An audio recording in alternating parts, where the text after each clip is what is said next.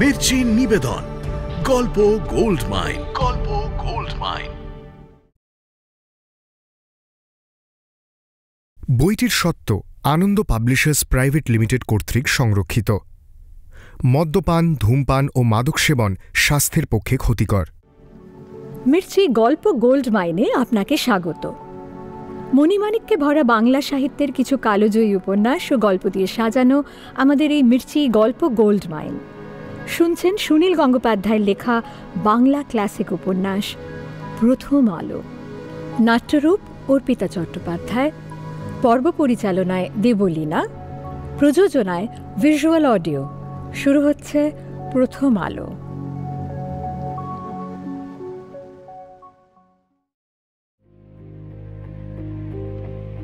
এরা হাজারি সাধু, বুঝলি?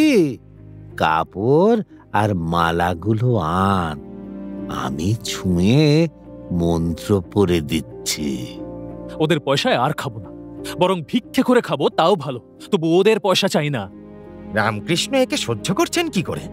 একেবারে ঠিক কথা বলেছ। মেরুদণ্ড এখনো উষ্ণ আছে, এখানে গাওয়া ঘি মালিশ করা দরকার। হ্যাঁ গো, চোখের পাতা একবার কাঁপলো যেন।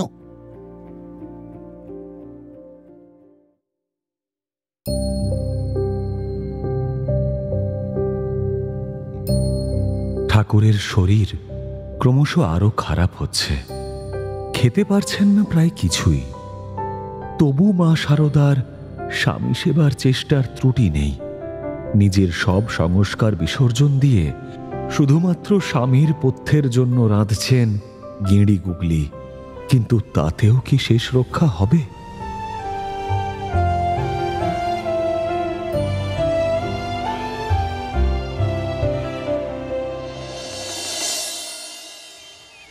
রামকৃষ্ণ খেতে খেতে ঘুমিয়ে পড়েন, কিংবা আচ্ছন্নের মতন হয়ে যান। চুপ করে বসে থাকেন শারদামণি। বেশি দেরি হলে তিনি স্বামীর শরীরে আলতো ঠেলা দিয়ে ডেকে বলেন, ওঠো, আরেকটু খাবে না? রামকৃষ্ণ চোখ মেলে একটু ম্লান স্থির দৃষ্টিতে তাকিয়ে থাকেন। তারপর আস্তে আস্তে বলেন, কি দেখলাম জানো? কলকাতার লোকগুলো যেন অন্ধকারের পোকার মতন কিলবিল করছে। তুমি ওদের দেখো। স্বামীর মুখে একথা শুনে শারদামণি কেঁপে উঠে বললেন, আমি মেয়ে মানুষ, তা কি করে হবে? রামকৃষ্ণ নিজের শরীরের দিকে দেখিয়ে বললেন, এ আর কি করেছে? তোমাকে আরো অনেক বেশি করতে হবে। এর আগেও রামকৃষ্ণ একদিন শারদামণিকে তার ভক্তদের দেখাশোনার ইঙ্গিত দিয়েছিলেন। নিজের শরীরের এত ব্যথা বেদনা, তবু তরুণ শিষ্যদের জন্য তার সর্বক্ষণ চিন্তা। সব শিষ্যই যে বিশুদ্ধ নির্লোভ তা নয় অবশ্য। এমন একটি নির্মল পবিত্র মানুষের সংস্পর্শে এসে সব মানুষই যে স্বভাব বদলাবে তা নয়। কেউ কেউ আসে চটজলদি কিছু সিদ্ধাই পেয়ে যাওয়ার বাসনায়। কেউ কেউ ভাবে পরমহংস একবার ছুঁয়ে দিলেই পাপ থেকে মুক্ত হয়ে যাবে। কেউ কেউ এসে ইঁড়ে তর্ক করে। এরা আসে আবার চলেও যায়। রামকৃষ্ণের সেবক হিসেবে গ্রাম থেকে এসেছিল হৃদয়। তার তো চরিত্র শোধন হলই না, দিন দিন সে দুর্জন হয়ে উঠল। অনেক বদদোষ ছিল তার। দক্ষিণেশ্বরে সে ভক্তদের কাছ থেকে ঘুষ নিত। একটু শাঁসালো আগন্তুক দেখলে তার কাছ থেকে টাকা না নিয়ে রামকৃষ্ণের সঙ্গে দেখাই করতে দিত না। কেউ কিছু উপহার আনলে নিজে হাতিয়ে নিত। একবার শারদামণিকেও দক্ষিণেশ্বর থেকে ফিরিয়ে দিয়েছিল সে। রামকৃষ্ণকে ভালো করে খেতেও দেয়নি। এমনই উদ্ধত হয়ে উঠেছিল সে যে একবার মথুরবাবুর 8 বছরের নাতনিকে কারুর বিনা অনুমতিতে মন্দিরের মধ্যে নিয়ে গিয়েছিল কুমারী পুজোর জন্য। রামকৃষ্ণের সে সম্পর্কে ভাগ্নে, সেই বা মামার সমান হবে না কেন? দক্ষিণেশ্বরের মন্দিরে বর্তমান মালিক ত্রৈলোক্যনাথ যখন হৃদয়কে তাড়িয়ে দিলেন, তখনও সে জেদের সঙ্গে রামকৃষ্ণকে বলেছিল, মামা, তুমি আমার সঙ্গে চলে এসো, তোমাকে অন্য কালী মন্দিরে নিয়ে গিয়ে বসাবো। আবার তোমার অনেক ভক্ত হবে, অনেক প্রসার হবে। আমি সব ব্যবস্থা করব।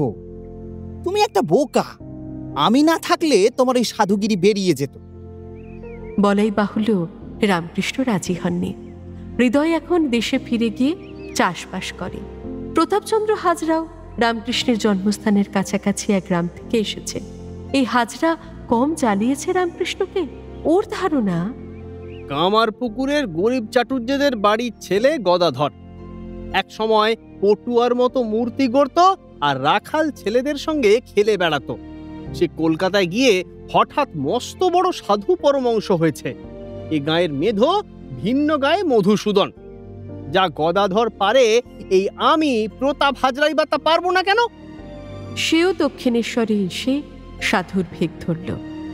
মুখে বড় বড় কথা বলে, কিন্তু সব সময় তার স্বার্থ চিন্তা। বগলে ইট, মুখে রাম নাম। প্রকৃত ভক্তরা হাজরার ভণ্ডামি দেখে মনে করে, রামকৃষ্ণ একে সহ্য করছেন কি করে? একেবারে ঠিক কথা বলেছ। এরকম একজন স্বার্থবুদ্ধি সম্পন্ন মানুষকে তাড়িয়ে দেওয়াই উচিত। রামকৃষ্ণ তবু তাকে তাড়িয়ে দেননি। মস্করা করে প্রায়ই বলেছেন, থাক থাক, জটিলা কুটিলা না থাকলে লীলা হয় না। হাজরাকে আমি কিরকম জানিস? যেমন সাধুরূপী নারায়ণ, তেমনি ছলরূপী নারায়ণ, আবার লুচ্চারূপী নারায়ণ। নরেনের অবশ্য হাজরা সম্পর্কে দুর্বলতা আছে। নরেন অনেক বাসনা পরিত্যাগ করেছে, কিন্তু তামাক চুরুট পান খাওয়ার অভ্যেস সে ছাড়তে পারেনি। হাজরা ভালো তামাক সাজে। নরেন হাজরার এক হুঁকো তামাকের ইয়ার। হাজরা বেশ চটপট চতুর কথা বলে হাসাতেও জানে। নরেনের প্রশ্রয়ে হাজরা রয়ে গেছে কাশীপুরের এই বাড়িতে। রামকৃষ্ণের কাছে নরেনের 7 খুন মাপ। নরেন সে তো খাপ খোলা তলোয়ার। হাজরা আছে তো থাক, সে যে নরেনের ফ্রেন্ড। যারা সংসারী ভক্ত তারা টাকা পয়সার হিসেব কিছুতেই ভুলতে পারে না। কাশীপুরের বাগানবাড়ির সব খরচ চালাচ্ছে 2-3 জন ভাগাভাগি করে। ভক্তদের সংখ্যা বেড়ে গেলে খাবারের খরচও বাড়ে। তাতে খরচদাতারা বিরক্ত হয়। রামদত্ত, বলরাম বসু যত বড় ভক্ত তেমনই কৃপণ। খরচ কমাবার উপদেশ দিতে এসে তারা এমন অপমানজনক কথা বলে যে নরেন একেবারে ক্ষেপে যায়। সে বলে ওঠে, সাদা, ওদের পয়সায় আর খাবো না, বরং ভিক্ষে করে খাবো, তাও ভালো, তবু ওদের পয়সা চাই না। তরুণদের মধ্যে কয়েকজন অবস্থাপন্ন ঘরের ছেলে, তারাও ভিক্ষের নামে হইচই করে ওঠে। সবাই ভিক্ষায় বেরোবার জন্য ব্যস্ত। গেরুয়া কাপড় পরে নিল তাড়াতাড়ি।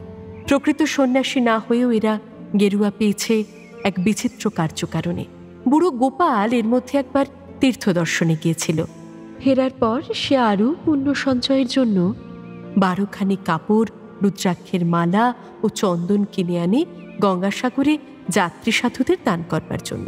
নিজের হাতে সে কাপড়গুলি গেরুয়া রঙে চুবিয়েছে। তার সংকল্পের কথা জানতে পেরে রামকৃষ্ণ বুড়ো গোপালকে ডেকে বলেছিলেন, তুই জগন্নাথ ঘাটের সাধুদের এইসব দান করবি, তাতে যে ফল পাবি ভাবছিস, তার 1000 গুণ ফল হবে যদি তুই আমার এই ছেলেদের দিস। এদের মতন ত্যাগী সাধু তুই আর কোথায় পাবি? এদের এক একজন 1000 সাধুর সমান। এরা 1000ই সাধু, বুঝলি? কাপড় আর মালাগুলো আন, আমি ছুঁয়ে মন্ত্র পড়ে দিচ্ছি। গরুর হাত থেকে গেরুয়া পাবে বলে সবাই আহ্লাদে ডগমগ। সকালবেলা স্নান করে এসে তরুণরা দাঁড়ালো রামকৃষ্ণের সামনে। সেদিন তিনি দোতলার ঘর ছেড়ে নেমে এসেছেন বাগানে। ধুতির ওপর কালো বনাতের কোটটা ঢলঢল করছে রোগা শরীরে। তিনি এক এক করে বস্ত্র ও মালা তুলে দিলেন নরেন, রাখাল, বাবুরাম, নিরঞ্জন, শশী, শরৎ, কালী, যোগী, লাটু ও তারক এই দর্শনকে। বুড়ো গোপাল নিজেই দান করছে, তবুও সে লুব্ধের মতন হাত বাড়িয়ে বলল, গুরু, আমায় একটা দেবে না? রামকৃষ্ণ তাকেও গেরুয়া বস্ত্র দিলেন, আর বাকি রইল একখানা। সেখানা কাউকে দিলেন না। হাজরা ও আরো কয়েকজন পেল না কিছুই। নরেন আনন্দে গান গেয়ে উঠল, আমি গেরুয়া বসন অঙ্গেতে পরিব, শঙ্খের কুণ্ডল পরি। আমি যোগিনীর বেশে যাব সেই দেশে, যেখানে নিঠুর হরি। সেই গেরুয়া বসন পরে তরুণ সন্ন্যাসীরা বেরুল ভিক্ষে করতে। প্রথমেই তারা গেল সারদামণির কাছে। একতলায় ছোট ঘরখানির সামনে ভিড় জমিয়ে তারা নানা রকম সুরে বলতে লাগল, ভিক্ষাং দেহি মে পার্বতী, ভিক্ষা দাও মা, ভিক্ষা দাও, ভিক্ষা দাও মা, ভিক্ষা দাও, ভিক্ষা দাও মা, ভিক্ষা দাও।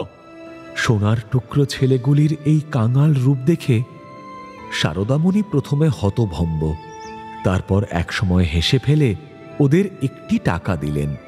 দারুণ খুশি হয়ে ওরা নাচতে নাচতে বেরিয়ে গেল। দাঁড়ে দাঁড়ে ভিক্ষে করে সারাদিন পর যা পেল তা এনে নিবেদন করল গুরুর চরণে। কারুর মুখে কোনো ক্লান্তির ছাপ নেই। ভিক্ষে করা যেন একটা দারুণ আনন্দের ব্যাপার। রামকৃষ্ণ সারদামণিকে বললেন, তোমার ছেলেরা চাল জোগাড় করে এনেছে, আর না খেয়ে থাকতে হবে না, রেঁধে দাও গো। সেই নানা রকম মিশ্রিত তণ্ডুলে তৈরি হল একরকম মণ্ডের মতন পদার্থ। রামকৃষ্ণ স্বয়ং প্রথমে তার একটুখানি মুখে দিয়ে বললেন, বাহ, অমৃত অমৃত, ভিক্ষান্ন খুব পবিত্র, এতে কারুর কোনো কামনা মিশে নেই, খেয়ে বড় আনন্দ হলো। তারপরেই অন্যরা ঝাঁপিয়ে পড়ে সেই মণ্ড চেটে পুটে শেষ করে দিল কয়েক মুহূর্তের মধ্যে, যেন সত্যিকারের বুভুক্ষুরা বহু কাল পর অমৃতের স্বাদ পেয়েছে। খাওয়া শেষ করার পর নরেনরা হুঁকো টানতে টানতে হেসে গড়াগড়ি যেতে লাগল। রামকৃষ্ণের গলার ক্ষত এতগুলি ছেলেকে এক বাঁধনে বেঁধে ফেলেছে। কাশীপুরের বাড়িতে সবাই এক সংসারের মানুষ। আগে এরা পরস্পরের সঙ্গে আপনি, আজ্ঞে, অমুকবাবু, তমুকবাবু এরকম সম্বোধন করত। এখন সবাই নাম ধরে তুইতুকারি করে। সবচেয়ে বিস্ময়কর পরিবর্তন হয়েছে লাটুর। বিহারের এক প্রত্যন্ত গ্রামের এই ছেলেটি এসেছিল কলকাতা শহরে ভৃত্যের কাজ করতে। প্রথমে সে ছিল রামদত্তের বাড়ির নৌকর, তারপর সে রামকৃষ্ণের সেবায় কাজে লেগে যায় এবং দ্রুত রূপান্তর হয় তার। ভালো করে বাংলায় শেখেনি সে, তবু সে উচ্চাঙ্গের ভাবের কথা মন দিয়ে শোনে এবং হৃদয়ঙ্গম করে। শ্রীরামচন্দ্রের যেমন হনুমান, শ্রীরামকৃষ্ণের সেই রকম লাটু। এতদিন পর্যন্ত সে নরেন, শশী, শরৎদের সম্ভ্রমের সঙ্গে বাবু সম্বোধন করত, কিন্তু অন্যদের সঙ্গে রামকৃষ্ণ তাকেও গেরুয়া কাপড় দেওয়ায় সে হঠাৎই একদিন,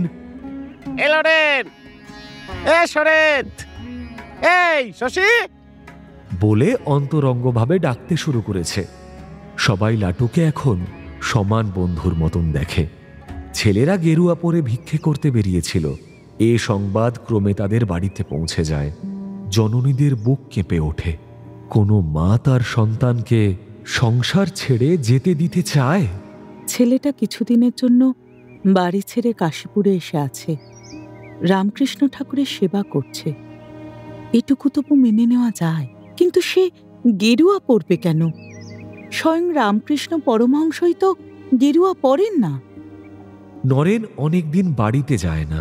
তার মা আর থাকতে না পেরে একদিন 6 বছরের ছেলে ভূপেনের হাত দুটি ধরে এলেন কাশীপুরের বাগানে। রামকৃষ্ণের সকাশে বাইরের রমণীদের যাওয়া নিষেধ। কিছুদিন আগে এক পাগলি এসে উৎপাত করেছিল। রামকৃষ্ণের প্রতি মধুরভাবে নিজেকে নিবেদন করতে চেয়েছিল বলে তাঁর আদেশে কাউকেই আর দোতলায় উঠতে দেওয়া হয় না। কিন্তু নরেনের জননীকে আটকায় কার সাধ্য? নরেন মাকে দেখে তখনই সামনে আসতে না চেয়ে আড়ালে লুকোলো। তবু তাকে এক ঝলক দেখতে পেয়েছেন ভুবনেশ্বরী। ছেলের অঙ্গে সত্যিই গেরুয়া বসন। বিছানার ওপর একটা বড় বালিশে হেলান দিয়ে বসে আছেন রামকৃষ্ণ। মুখে ভীতু ভীতু ভাব। তামাক খেতে ইচ্ছে করছে খুব, কিন্তু গলার ব্যথার জন্য এখন হুঁকো টানা বন্ধ। ভুবনেশ্বরী ভেতরে এসে হাত জোড় করে প্রণাম জানালেন। তারপর সরাসরি অভিযোগ করলেন, আপনি আমার ছেলেকে কেড়ে নিচ্ছেন কেন? ডাক্তার আমাকে কথা বলতে মানা করেছে। তুমি মা, তুমি এসেছ, ভালো করেছ। বসো বসো। ভুবনেশ্বরী বসলেন না, বরং অভিমান ও ক্ষোভের সঙ্গে বললেন, আপনি অসুস্থ, বেশিক্ষণ থাকব না। শুধু একটা কথা জানাতে চাই, নরেন আপনাকে ভক্তি করে, মানে সে আপনার সেবা করার জন্য এখানে রয়ে গেছে। তাতে তো আমি আপত্তি করিনি। বাড়িতে যাওয়া ইদানিং সে ছেড়েই দিয়েছে। ছোট ছোট ভাই বোনেরা কেমন আছে, দুবেলা খেতে পায় কিনা সে খবরও রাখে না। তবু সেসব আমি সামলাচ্ছি। কিন্তু তা বলে সে গেরুয়া ধারণ করবে?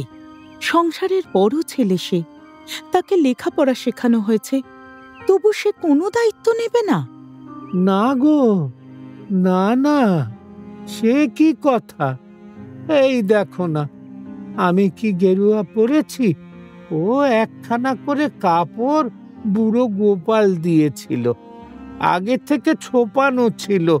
ও কিছু না, গিরিশ টিরিশ বোধহয় নরেনকে জোর করে গেরুয়া পরায়। ওসব ওদের খেলা। শুধু স্তোক বাক্য শুনে আশ্বস্ত হওয়ার পাত্রী নন ভুবনেশ্বরী। আরও দু চার কথার পর সরাসরি দাবি করলেন, ঠাকুর, এসব কথা থাক। আমি আজ আর কোনো কথা মানব না। নরেনকে আজই আমি বাড়ি নিয়ে যেতে চাই। হ্যাঁ হ্যাঁ, নিয়ে যাও না। আমি তো কারুকে সন্ন্যাসী হয়ে বনে জঙ্গলে যেতে বলি না, বরং নরেনকে বলেছি বাড়িতে তোর বিধবা মা আর ছোট ছোট ভাইয়েরা রয়েছে, তাদের দেখাশুনো করতে হবে।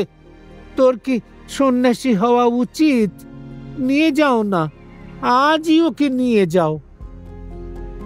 নরেনকে ডেকে পাঠানো হলো। গুরুকে প্রণাম জানিয়ে বাধ্য ছেলের মতন সে মা আর ছোট ভাইয়ের সঙ্গে ভাড়ার গাড়িতে উঠল। মাথার চুল ছোট করে ছাঁটা, চোখের নিচে রাত্রি জাগরণের কালি, সারা গায়ে ময়লা। বহুদিন সাবানের ছোঁয়া লাগেনি। গেরুয়ার বদলে কার যেন একখানা ছেঁড়া ধুতি পরে এসেছে। এখন দেখে কে বলবে এসেই সিমলে পাড়ার ব্যায়াম বলিষ্ঠ নরেন, প্রথম সন্তান, বড় আদরের সন্তান। তার গায়ে হাত বুলোতে বুলোতে চোখের জল ফেলতে লাগলেন ভুবনেশ্বরী। ধরা গলায় বললেন, বাড়িতে খুঁটকুড়ো যা হোক আমি রেঁধে খাওয়াতে পারি, তা বলে তোকে ভিক্ষের অন্ন খেতে হবে? তোর বাবা কত বড় মানি লোক ছিলেন। আরে না না, ভিক্ষের অন্ন খাবো কেন? ও দু একদিন শখ করে কাশীপুরের বাড়িতে দুবেলা রান্না হয়, খিচুড়ি, এক একদিন লুচি, ভালো খাই। যারা খরচ দেয় তাদের সঙ্গে মাঝে বচসা হয়েছিল, মহেন্দ্র মাস্টার আবার মিটিয়ে দিয়েছেন। তোর গুরুদেব কি বলেছেন জানিস? এই ভূপেন তো সঙ্গে ছিল, সব শুনেছে। উনি বললেন, নরেনকে তো সন্ন্যাসী হতে বলিনি আমি, ও বাড়িতে গিয়ে থাক না। উনি এই বলেছেন বুঝি? জানো মা, উনি চোরকে বলবেন চুরি করতে, আর গেরস্থকে বলবেন সজাগ থাকতে। এই সব মহাপুরুষদের কথার মর্ম বোঝা সহজ নয়। নরেন কিন্তু শেষ পর্যন্ত বাড়ি গেল না। বাগবাজারের কাছে এসে একটা বিশেষ কাজের ছুতো দেখিয়ে নেমে পড়ল। গাড়ি থেকে নেমে দাঁড়িয়ে বলল, মা, তোমাকে আমি কখনো ভুলতে পারি তুমি বিশ্বাস করো? ভূপেন, মহিন, ওদেরই বা ভুলব কি করে? আমি যেখানেই থাকি তোমাদের যাতে কষ্ট না হয় তা আমি নিশ্চিত দেখব। তুমি কষ্ট পেলে পৃথিবীর কোনো সুখই আমার কাছে সুখ নয়। এদিকে কাশীপুর বাটিতে রামকৃষ্ণ নানা জনের কাছে খোঁজ নেন। হ্যাঁ রে, নরেন ফিরেছে? নরেন ফিরেছে নাকি? এক সময় যখন নরেনের প্রত্যাবর্তনের সংবাদ জানলেন, তখন প্রশান্ত হাসিতে তার মুখ ভরে গেল। নরেন যে নিক্ষিপ্ত তীর, সে আর পিছু ফিরতে পারে না। নরেন তর্ক করে, নরেন অবতারত্ব মানে না, এমনকি মাঝে মাঝে ঈশ্বরের অস্তিত্বেও অবিশ্বাস করে। তবু নরেনই তো এখানকার সবাইকে মাতিয়ে রেখেছে। খাগের কলম কালিতে ডুবিয়ে রামকৃষ্ণ একটা কাগজে ছবি আঁকতে লাগলেন। এখন শরীর একটু ভালো থাকলে নির্জন দুপুরবেলা তিনি মাঝে মাঝেই ছবি আঁকেন। আঁকায় বেশ হাত আছে তার। ছেলেবেলায় মূর্তি গড়ে বিক্রি করতেন। এখন ছেলেবেলার কথা মনে পড়ে খুব। আঁকতে আঁকতে থেমে গিয়ে চুপ করে চেয়ে থাকেন, যেন দেখতে পান তার বাল্যকালের গ্রাম্য জীবন, সেই দিগন্ত বিস্তারী মাঠ, আকাশে উড়ন্ত বকের সারি। রামকৃষ্ণের প্রিয় ছবি একটি পাখি। বারবার পাখি আঁকেন। আর আঁকলেন শিব ঠাকুর ও বাবা তারকনাথ, একটা হাতির মুখ। যা মনে আসে তাই আস্তে আস্তে ফুটে ওঠে ছবিতে। একবার আঁকা হলো হুঁকো হাতে এক বেশ্যা রমণী। অনেকদিন আগে একদিন মেছো বাজারে রাস্তা দিয়ে যেতে যেতে মুখে রং মাখা রঙ্গিনী মোহিনী কয়েকটি বারবনিতাকে দেখে তিনি অবাক হয়ে প্রণাম জানিয়ে বলেছিলেন, মা, তুই এখানে এইভাবে রয়েছিস? নরেন যখন দেখা করতে এলো তখন তিনি ছবি আঁকার বদলে কি যেন লিখছেন আপন মনে। নরেনকে দেখে সামান্য চমকে উঠে তিনি লিখে চললেন কাঁপা কাঁপা হাতে। তারপর নিচে দু একটি রেখায় ছবি আঁকলেন।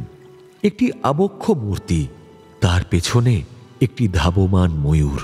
কাগজটি তিনি এগিয়ে দিলেন নরেনের দিকে।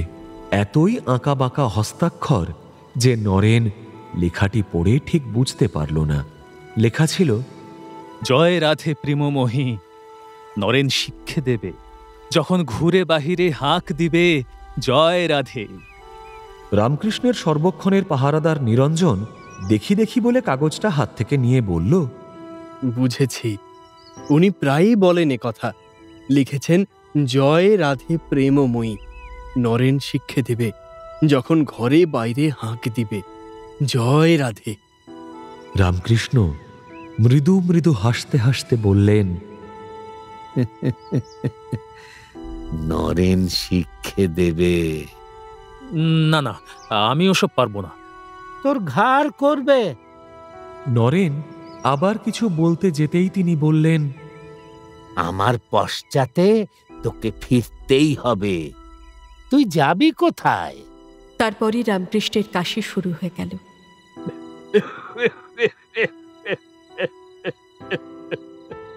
এরপর দুদিন অবস্থার বেশ অবনতি হল রামকৃষ্ণের। খালি কাশি, অনবরত কাশি, কিছুতেই থামানো যায় না। ঘুম নেই একটুও, শিষ্যদেরও ঘুম নেই। তারা দোতলার ঘরের ভেতরে বাইরে দাঁড়িয়ে থাকে। মহেন্দ্র মাস্টারও বাড়ি ফেরেননি। সকলেরই আশঙ্কা আজই বুঝি শেষ রাত্রি। বিছানায় শুয়ে থাকতেও পারছেন না। কখনো উঠে বসছেন, কখনো খাট থেকে নেমে দাঁড়াচ্ছেন রামকৃষ্ণ। নিরঞ্জন খুব সাবধানে ধরে থাকছে তার গরুর দেহখানি। একসময় কাশির সঙ্গে রক্ত পড়তে শুরু করল। গলগলিয়ে রক্ত ডাবুর ভরে গেল। গামলা দে, গামলা দে। নরেন এসে একটা গামলা পেতে ধরল। রক্তের ধারায় সেই গামলাও ভরে যাবার উপক্রম। ওই ক্ষীণ শরীরে আর কত রক্তই বা থাকতে পারে? বেঁকে যাচ্ছে তার পিঠ। কয়েকজন ভক্ত মুখ ফিরিয়ে ফুপিয়ে ফুপিয়ে কাঁদছে। একসময় রামকৃষ্ণ পুকিয়ে বলে ওঠেন, মা, মা, এত যন্ত্রণা সহ্য হয় না মা। জ্ঞান হারিয়ে তিনি পড়ে যাচ্ছিলেন। নিরঞ্জন দুবাহু দিয়ে তাকে ধরে রইল। সকলেই কয়েক মুহূর্তের জন্য চিত্রার্পিত।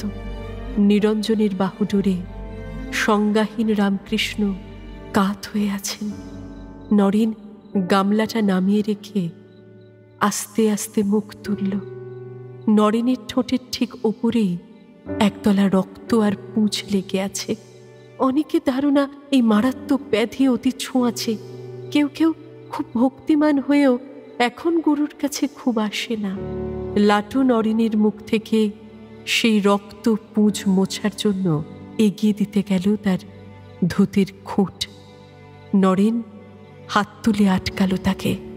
তারপর জিভ দিয়ে সেই রক্ত চেটে নিতে লাগলো।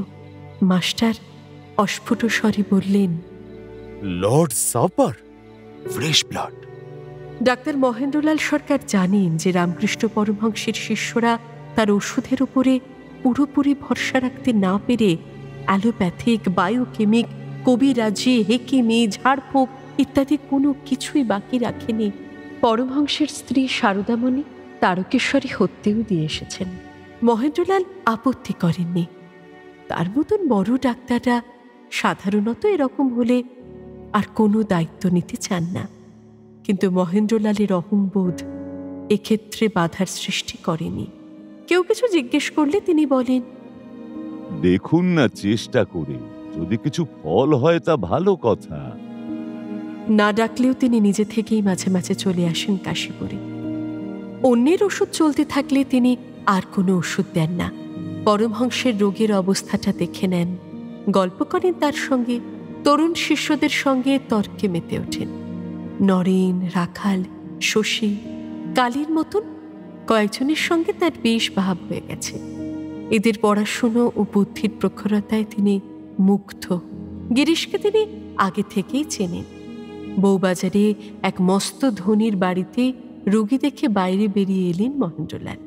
সে বাড়ির লোকেদের ব্যবহারে তিনি এতই বিরক্ত যে কর্তার ছেলে তাকে ফি দিতে এলে সে টাকা তিনি ছুঁড়ে ফেলে দেন মাটিতে। মহেন্দ্রলালের নিজস্ব জুড়ি গাড়িতে অপেক্ষা করছিল তার সহকারী জয়কৃষ্ণ। সে এই দৃশ্য দেখে সচকিত হয়ে বলল, কি হলো স্যার? Patient expired? গাড়িতে উঠে মহেন্দ্রলাল মুখ ভ্রুকুটি করে বললেন, না, মাগি সহজে মরবে না। বাড়ির লোকদের আরো কিছুদিন দগ্ধে দগ্ধে মারবে। তাহলে স্যার আপনি ফি নিলেন না কেন? চিকিৎসা কি করেছি যে ফি নেব? জমিদার গিন্নির বুকে ব্যথা, তা কেমন তর ব্যথা, কোথায় ব্যথা তা বুঝতে হবে না? আমাকে সে বুক দেখাবে না, মুখ দেখাবে না, স্টেথোস্কোপও বসাতে দেবে না। 60-এর উপর বয়স, ইয়া থলথলে মোটা চেহারা, ওর বুক তো এখন কাশির বেগুন। মরে যাই তাও কি লজ্জা। পর্দার আড়ালে শুয়ে রইল। এক ঝি বেটি আমার স্টেথোস্কোপ নিয়ে বুকে লাগাচ্ছে না পোঁদে লাগাচ্ছে বোঝার উপায় নেই। কায়স্থ বাড়ির বুড়ি মাগি, আমিও তো কায়স্থ, আমার কাছে অত লজ্জা কিসের? বাড়ির কর্তাটিও তেমনি। জয়কৃষ্ণ ফ্যাক ফ্যাক করে হাসতে লাগলেন। মহেন্দ্রলাল ধমক দিয়ে বললেন, হাসছিস কেন রে হারামজাদা? এই তো দেশের অবস্থা। সাধে কি আমি বলি মেয়েরা ডাক্তারি না শিখলে এদেশের মা জননীরাই চিরকাল কষ্ট পাবে? এরপর মেডিকেল কলেজে আপনার একটা মিটিং আছে। না, আজ আর মিটিংয়ে যাব না। কাশীপুরের বুড়োটাকে অনেকদিন দেখতে যাইনি, মন টানছে। এখন একবার দেখে আসি। সেই পরমহংস? শুনেছি মেডিকেল কলেজের প্রিন্সিপাল ডক্টর JM কোর্সকে দেখাতে নিয়ে গিয়েছিল। 32 টাকা ভিজিট। তিনি দেখে দেখে জবাব দিয়ে দিয়েছেন, আর কিছু করার নেই। গিরিশবাবু কি বলেছেন জানেন স্যার? এই পরমহংস নাকি সাক্ষাৎ ভগবান। এখন কেউ চিনতে পারছে না। একদিন নাকি উনি তড়াক করে বিছানা থেকে নেমে সম্পূর্ণ সুস্থ হয়ে হেঁটে বেড়াবেন। গিরিশবাবুরও মাথাটা উনি চিবিয়ে খেলেন কি করে কে জানে। দেশটা যত রাজ্যের ভণ্ড বুজরুক সাধু সন্ন্যাসীতে একেবারে ছেয়ে গেছে। চুপ! যা বুঝিস না তা নিয়ে কথা বলতে যাস কেন? অনেক বুজরুক সাধু আছে বলে কি ভালো মানুষ কেউ নেই? এ মানুষটা খাঁটি। স্যার, আপনিও কি মনে করেন মানুষ কখনো ভগবান হতে পারে? ভগবান টগবান বুঝি না, মানুষ তো খাঁটি হতে পারে কেউ যদি তার সরল বিশ্বাস নিয়ে থাকে। জয়কৃষ্ণকে শ্যামবাজারে নামিয়ে দিয়ে মহেন্দ্রলাল চলে এলেন কাশীপুরের বাগান বাড়িতে। বিস্ময়ের ব্যাপারে আজ রামকৃষ্ণ পরমহংস যেন সম্পূর্ণ সুস্থ। শিষ্যদের নিয়ে মজলিস বসিয়েছেন। হাস্যময় মুখখানিতে রোগভোগের কোনো চিহ্ন নেই। তিনি মাস্টারকে বলছেন, এখানকার ছেলেরা রোজ খিচুড়ি মিচুরি খেয়ে থাকে, বল নষ্ট হয়ে যাবে যে, আজ একটু মাংস খাওয়াও। 5 আনা না 6 আনা লাগবে, তুমি দেবে। দেখো যদি সরকারি মাংস পাও। মহেন্দ্রলাল ডাক্তারকে দেখে সবাই সচকিত হল। শুধু রামকৃষ্ণ বললেন, বসো। দক্ষিণের জানলা থেকে 3-4 হাত দূরে খাটটা সরানো হয়েছে। শতরঞ্চির উপর মাদুর, তার উপর তোষক পাতা। রামকৃষ্ণের কোমরে ধুতির কষি আলকা করে জড়ানো, ঊর্ধ্বাঙ্গে একটা চাদর, গলায় কি সব যেন ঘাসপাতার পট্টি লাগানো আছে। চোখ দুটি আবিষ মাখা। ডক্টর কোটস তোমাকে দেখতে এসেছিলেন নাকি? জবরদস্ত সাহেব খুব রাগী। সবাই শশীর দিকে তাকালো। সে সাহেব শশীকে বিশ্রী গালাগাল দিয়েছিল।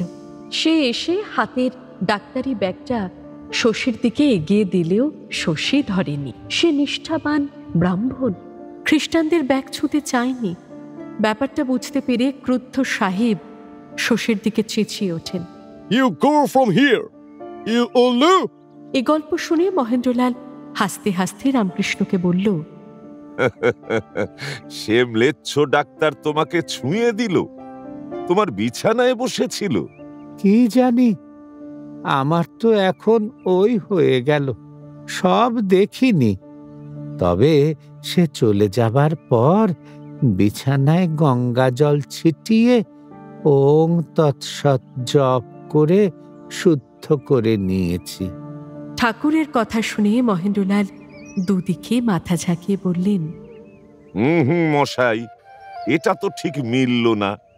কিছুদিন আগে তুমি একটা গল্প বলেছিলে, বায়ুতে সুগন্ধ দুর্গন্ধ দুই পাওয়া যায়, কিন্তু বায়ু নির্লিপ্ত। আত্মাও সেরকম। কাশীতে শঙ্করাচার্য একদিন পথ দিয়ে হেঁটে যাচ্ছিলেন। এক চণ্ডালও পাশ দিয়ে যাচ্ছিল মাংসের ভার নিয়ে। হঠাৎ ছোঁয়া লেগে গেল। শঙ্করাচার্য বললেন, তুই ছুঁয়ে ফেললি? তখন চণ্ডাল বলল, ঠাকুর, তুমিও আমায় ছোঁও নাই, আমিও তোমায় ছুঁই নাই। আত্মা নির্লিপ্ত। তুমি আমি দুজনেই সেই শুদ্ধ আত্মা। কি বলনি এই গল্প? শুদ্ধ আত্মা যদি মানো, তবে আবার ছোঁয়াছানির বিচার কেন? রামকৃষ্ণ চোখ মুখে একটা কৌতুকের ভঙ্গি করলেন, যেন বোঝাতে চান ডাক্তার খুব প্যাচে ফেলেছে। তিনি হাসতে হাসতে বললেন, সংস্কার আর লোকাচার। একদিন আমার পথ্যি খাওয়াবার সময় লাটু আর কে যেন খাট ধরে দাঁড়িয়েছিল। ওদের ছোঁয়া থাকলে তো খেতে পারি না। যেই ওদের সরে যেতে বলেছি, অমনি নরেন আমায় ধমকালো, বলল, আপনি তো ওসব মানেন না। আমি মানি নাও বটে, মানিও বটে। এই ব্রাহ্মণ শরীর, সংস্কার সহজে যায় না।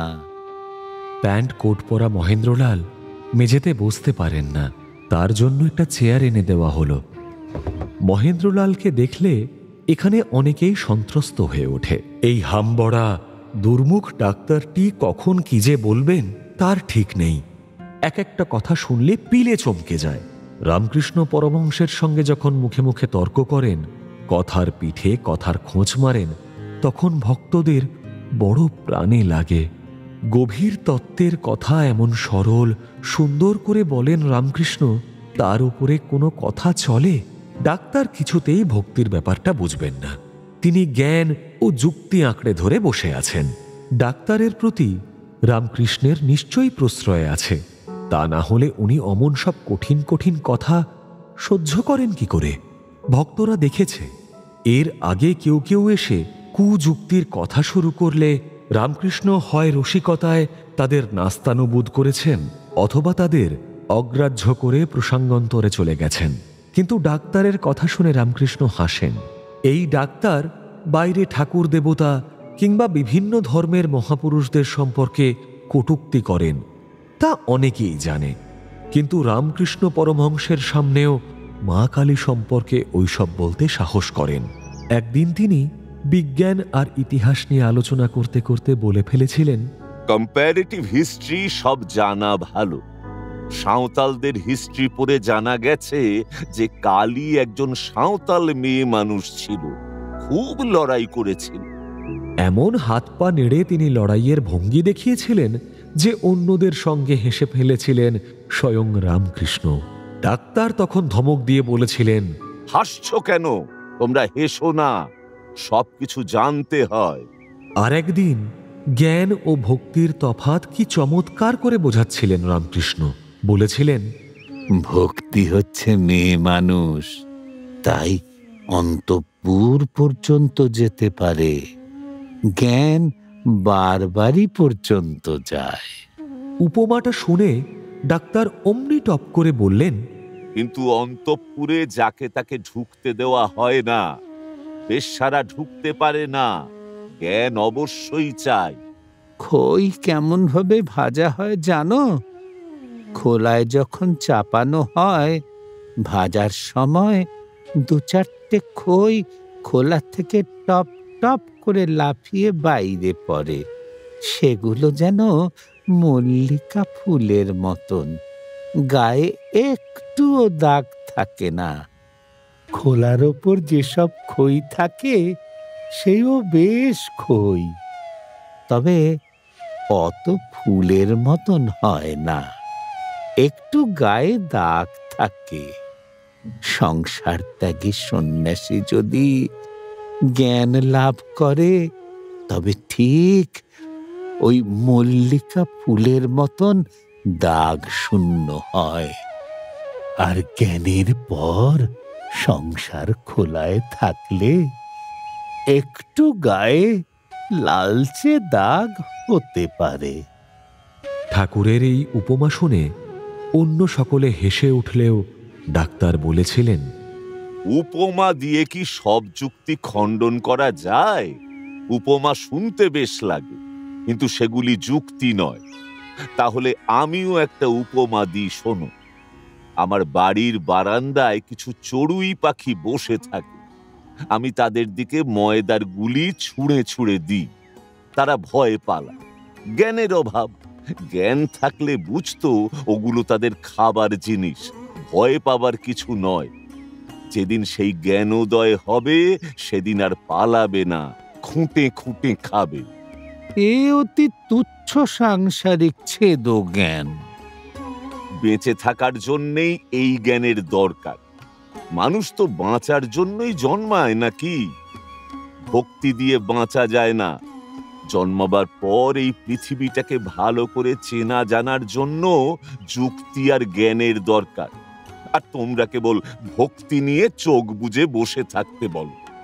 রামকৃষ্ণ তখন তাকে সচ্চিদানন্দ সমুদ্রের কথা বোঝালেন। আরে বাবা, তাতে ক্ষতি কি?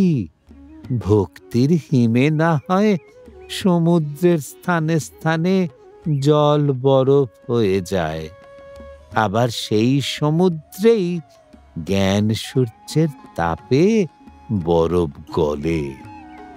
যাই হোক না কেন, তবু তো সেই সাগর সাগরই রইল, বদলে কি যায়? সবাই যে রামকৃষ্ণকে প্রণাম করে, তাতেও ডাক্তারের ঘোর আপত্তি। সব মানুষের মধ্যেই যদি নারায়ণ থাকে, তাহলে বিশেষ একজনকে অত ঢিপ ঢিপ করে প্রণামের কি দরকার? যদি প্রণাম করতে হয় সবাইকে করো। গিরিশকে তো তিনি অনেকবার ধমক দিয়ে বলেছেন, এমন ভালো লোকটার মাথা খাচ্ছ কেন? আর সব করো। Do not worship as a god. Keshab সেনের চেলারা এইভাবে তাকে নষ্ট করেছে। একদিন তো রামকৃষ্ণকেই তিনি ধমক দিয়ে বলেছিলেন, ভাব হলে তুমি লোকের গায়ের উপর পা তুলে দাও কেন? সেটা মোটেই ভালো নয়। মানুষ না নারায়ণ? এই দেখো, তখন আমি কি জানতে পারি গা কারুর গায়ে পা দিচ্ছে কিনা? ওটা যে ভালো নয় এটুকু তো অন্তত বোধ হয়। আমার ভাবাবস্থায় আমার কি হয় তা তোমায় কি বলবো। সে অবস্থার পর এমন ভাবি বুঝি রোগ হচ্ছে ওই জন্য। ঈশ্বরের ভাবে আমার উন্মাদ দশা হয়। উন্মাদে এরূপ হয়, কি করব? ওই তো নরেন জানে সব। বল না রে, আমি কি ইচ্ছে করে কিছু করি? নরেন কি বলবে? আমি ডাক্তার হয়ে বলছি, এতে তোমার হেলথ রিস্ক আছে। কিছু মনে করবেন না ডাক্তারবাবু, সায়েন্টিফিক ডিসকভারি করবার জন্য আপনি লাইফ ডিভোট করতে পারেন। শরীর, অসুখ ইত্যাদি কিছুই মানেন না, আর ঈশ্বরকে জানান। গ্রেটেস্ট অফ অল সায়েন্সের জন্য ইনি হেলথ রিস্ক করবেন না। থামো তো নরেন। ঈশ্বরকে জানা, ঈশ্বরকে জানা এমন কি জরুরি দরকার? যার যার কর্তব্য কর্ম করে যাওয়াই কি উচিত না? যত রিলিজিয়াস রিফর্মার হয়েছেন, যিশু, চৈতন্য, বুদ্ধ, মোহাম্মদ, শেষে সব অহংকারে পরিপূর্ণ। বলে আমি যা বললুম তাই ঠিক। এ কি কথা? আজ আবার মহেন্দ্রলাল এরকম কি প্রসঙ্গ শুরু করেন, তার জন্য সবাই উদ্বেগের সঙ্গে তাকিয়ে রইল। কিন্তু সকলকে অবাক করে দিয়ে মহেন্দ্রলাল নরম গলায় বললেন, কাল শেষ রাতে ঘুম ভেঙে গেল। ঝড় বৃষ্টি হচ্ছিল, তোমার কথা মনে পড়ে গেল। ভাবলুম জানলা টানলাগুলো ঠিক মতো বন্ধ করেছে কিনা। তোমার যদি ঠান্ডা লেগে যায় তাই একবার দেখতে এলুম। ওমা, এ যে ভালোবাসার কথা গো। তোমার মনে রং লেগেছে, তবে কি মেনেছ? না, সব মানিনি, তবে ভালোবাসা সব যুক্তিতর্কের বাইরে। তোমার টানে বারবার ছুটে আসি। তোমার এই ভক্তরা, এরা অনেকেই আমাকে পছন্দ করে না, বুঝি। এক একদিন মনে হয়েছে আমার কথা শুনে এরা আমায় জুতো মেরে তাড়াবে। সে কি, এরা তোমায় কত ভালোবাসে। তুমি আসবে বলে বাসক সজ্জা করে জেগে থাকে। আমার ছেলে, আমার স্ত্রী পর্যন্ত আমায় মনে করে হার্ড হার্টেড, স্নেহ মমতা শূন্য। কেননা আমার দোষ এই যে আমি ভাব কারোর কাছে প্রকাশ করি না। মাঝে মাঝে মনের কপাট খোলা তো ভালো। ওসব কথা থাক, একটু গান শুনি। নরেন, গাইবে নাকি? রামকৃষ্ণও নরেনকে গান গাইবার জন্য ইঙ্গিত করলেন।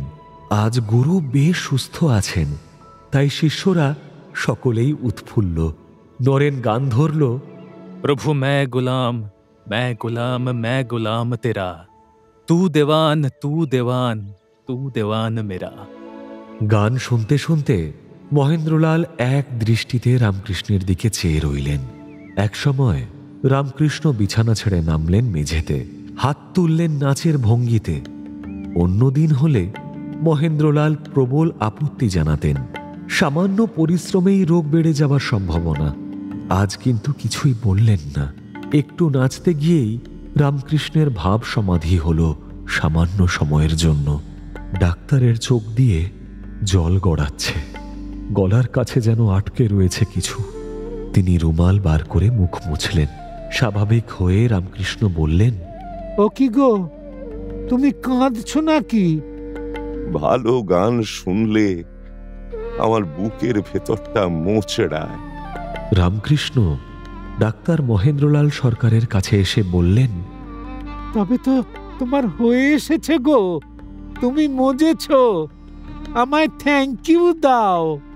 সে কথা কি তোমাকে মুখে বলতে হবে?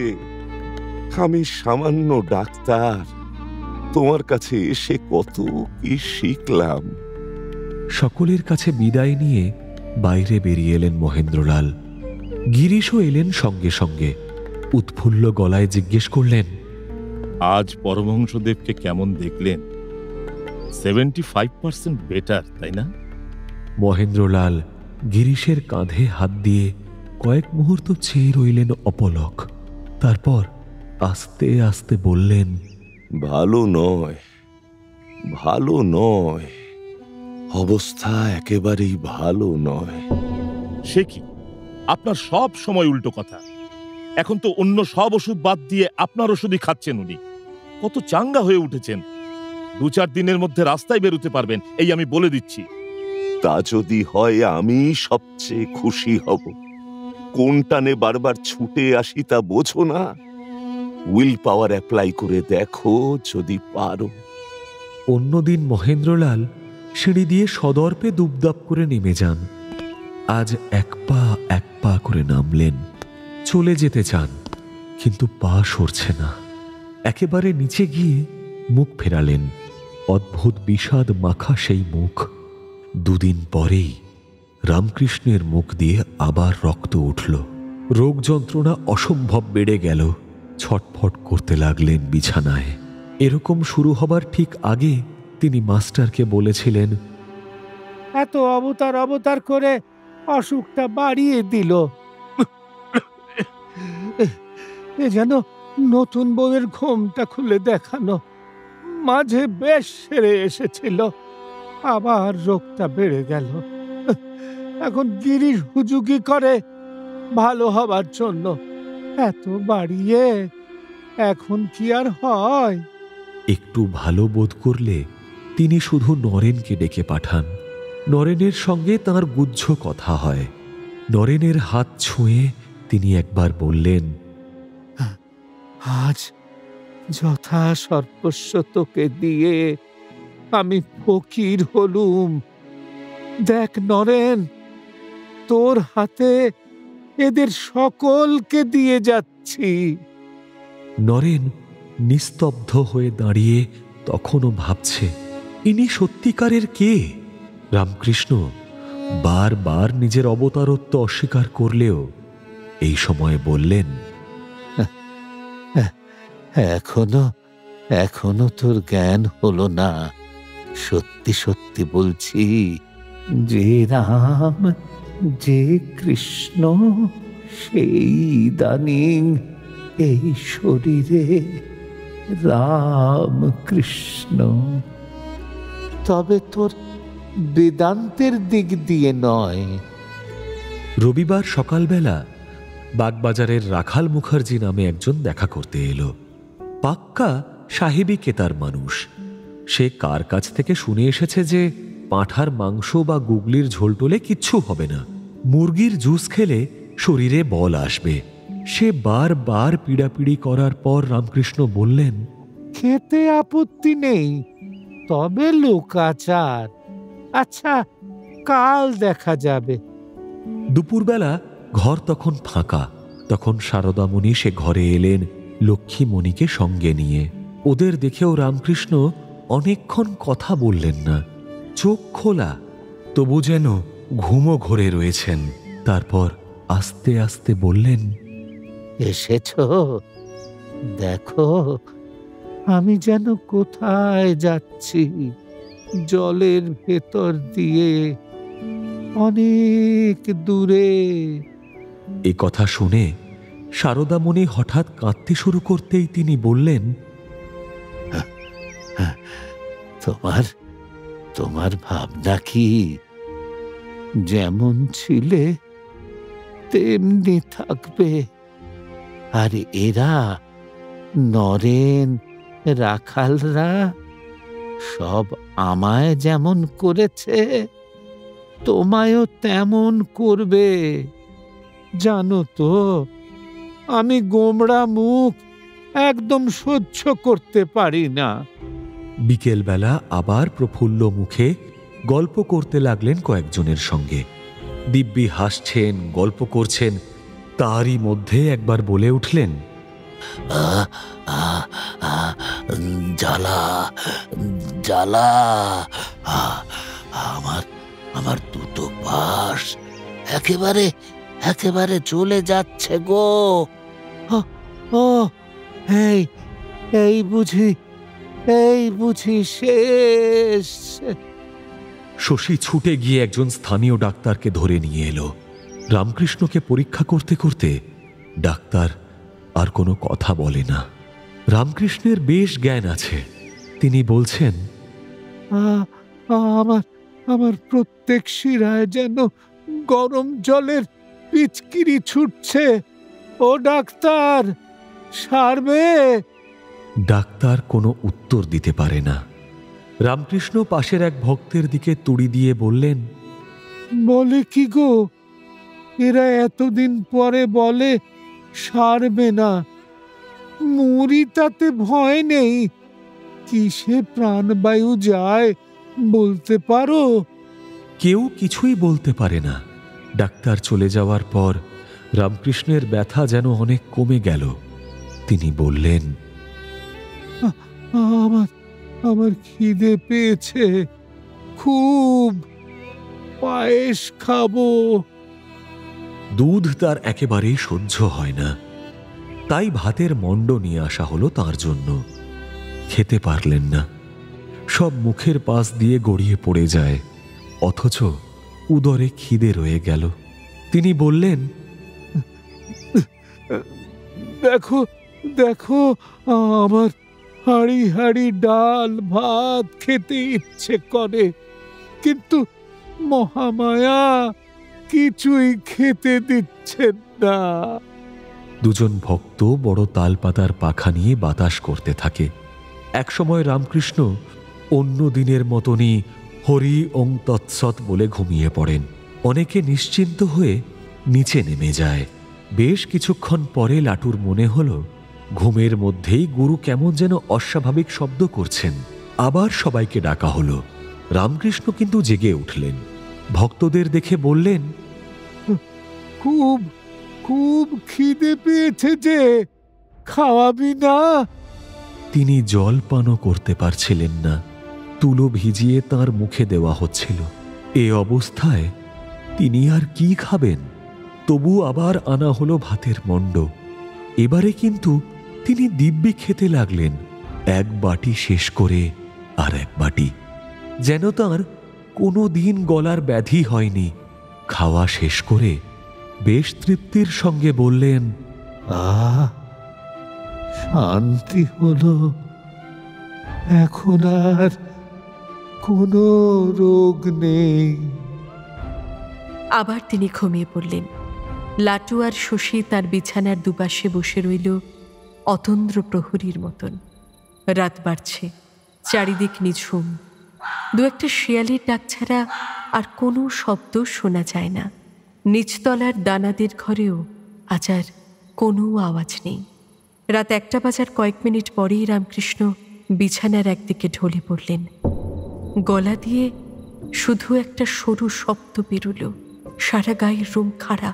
ভাবসমাধির সময় এরকম হয়, অথচ শরীর যেন বেশি আড়ষ্ট।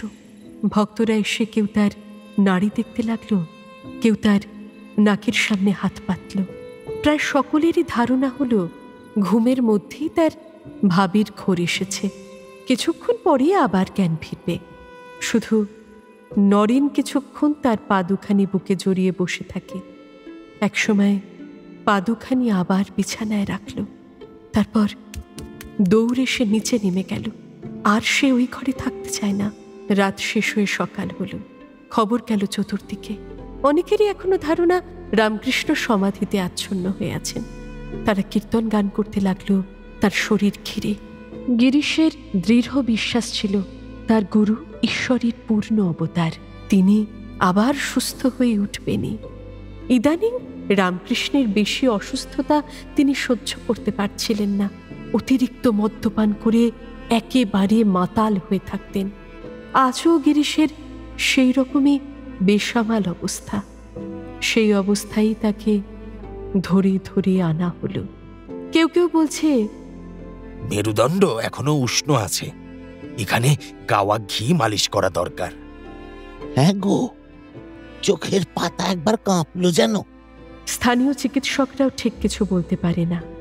মহেন্দ্রলাল সরকারের কাছে লোক গেছে সকালে। সব বৃত্তান্ত শুনেও তার মুখে কিছু ভাবান্তর দেখা গেল না।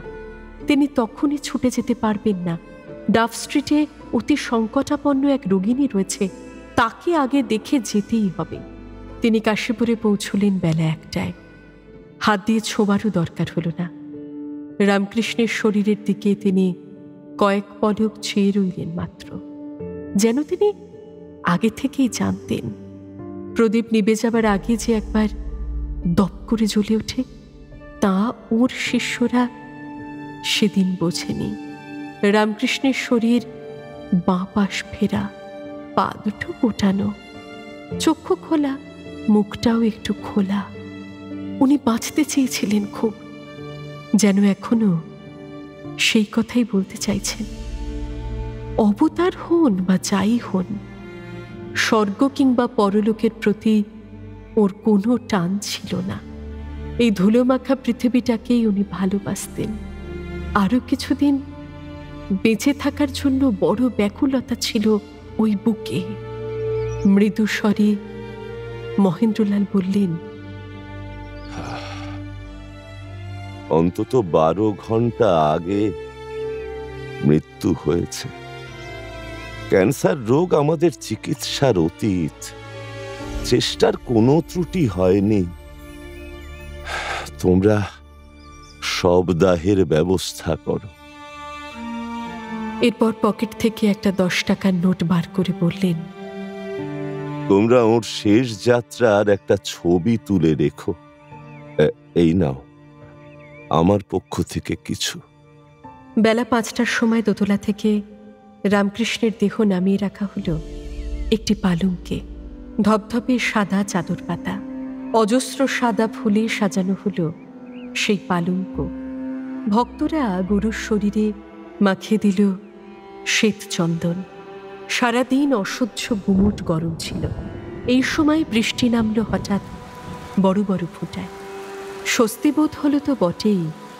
কেউ কেউ ভাবল এক মহাপুরুষের তিরোধানে স্বর্গ থেকে দেবতারা পুষ্পবৃষ্টি করছে। রামকৃষ্ণ পরমহংসের কথা তো খুব বেশি লোক জানে না। সারাদিন ধরে খবর ছড়ালেও তার সবানুগমনকারীর সংখ্যা বড় জোর 150। এদের মধ্যে কেশবচন্দ্রের ব্রাহ্মদলের কয়েকজনও রয়েছেন। অন্য দুটি ব্রাহ্মদল তাকে গুরুত্ব দেয়নি কখনো। অনেক হিন্দু সাধুর মৃত্যুতে এর চেয়ে অনেক বেশি সমারোহ হয়, হাজার হাজার মানুষ সমবেত হয়। সেই তুলনায় রামকৃষ্ণের শবযাত্রা অতি সাধারণ ব্যাপার। কিন্তু এই শবযাত্রার দলে রয়েছে 11 জন যুবা। তাদের মধ্যে থেকে অন্তত একজনকে পেলেও অন্য সাধুরা ধন্য হতো। মিছিলের এক একজনের হাতে রয়েছে হিন্দু ধর্মের ত্রিশূল ও ওমকার, বৌদ্ধ ধর্মের খুন্তি, মোহাম্মদীয় ধর্মের অর্ধচন্দ্র এবং খ্রিস্ট ধর্মের ক্রুশবাহিত পতাকা। রামকৃষ্ণ বলেছিলেন, যত মত তত পথ। এই শোকের সময়ও ভক্তরা তা ভোলেন। যারা সাক্ষাৎ শিষ্য নয় এমনও এসেছিল কিছু মানুষ। স্টার থিয়েটারের সমস্ত নট নটি ও কলাকুশলী। বাংলা থিয়েটার রামকৃষ্ণের আশীর্বাদ ধন্য হয়ে জাতি উঠেছিল। স্টার থিয়েটারের এই দলটির একেবারে পিছনে কিছুটা দূরত্ব রেখে হাঁটছিল সম্পূর্ণ শ্বেত বসনে মোড়া এক নারী মূর্তি। তার 2 চক্ষু দিয়ে অশ্রু গড়িয়ে পড়ছিল অনবরত। তার কান্নার শব্দ কেউ শুনতে পায়নি। নক্ষত্র পতন ঘটে গেল কলকাতার বুকে। তখনকার সমাজ তেমন করে বুঝল না কি হারালো, কিন্তু এই শূন্যতাই পরে এক নতুন মোড় নিয়ে আসবে, বদলে দেবে অনেক জীবন। ঠিক যেমন মিছিলের শেষে হাঁটা শ্বেত বসনে মোড়া ওই নারীর জীবন বদলে দিয়েছিলেন তিনি। নটি বিনোদিনীর মাথায় হাত রেখে বলেছিলেন, চৈতন্য হোক। আজ নশ্বর জীবন ত্যাগ করে জাতিকে জাগাতে গোটা বঙ্গ সমাজের মাথায় হাত রাখলেন তিনি। যেন আকাশে বাতাসে ধ্বনিত হতে লাগলো, চৈতন্য হোক, চৈতন্য হোক, চৈতন্য হোক। প্রথম আলো উপস্থাপনায় শিবাশিস বন্দ্যোপাধ্যায়, নাট্যরূপ অর্পিতা চট্টোপাধ্যায়, পর্ব পরিচালনায় দেবলীনা, মুখ্য চরিত্রে কথক অর্ঘ্যমাল্য মাইতি ও পিয়ালি পাঠক, সারদা, মৌমিতা পাল, রামকৃষ্ণ, শেখর দাস, নরেন, প্রসূন দাস, ডক্টর মহেন্দ্রলাল, নরেন ভট্টাচার্য, গিরিশ, জয় মুখার্জি, ভুবনেশ্বরী, গার্গী হর চ্যাটার্জি। এছাড়াও রয়েছে অন্যান্য শিল্পীবৃন্দ। আবহ সঙ্গীত কৌশিক দাস, প্রযোজনায় ভিজুয়াল অডিও, সৃজনশীল পরিচালনায় ইন্দ্রাণী চক্রবর্তী। শুনলেন মির্চি গল্প গোল্ডমাইন, সুনীল গঙ্গোপাধ্যায়ের লেখা প্রথম আলো।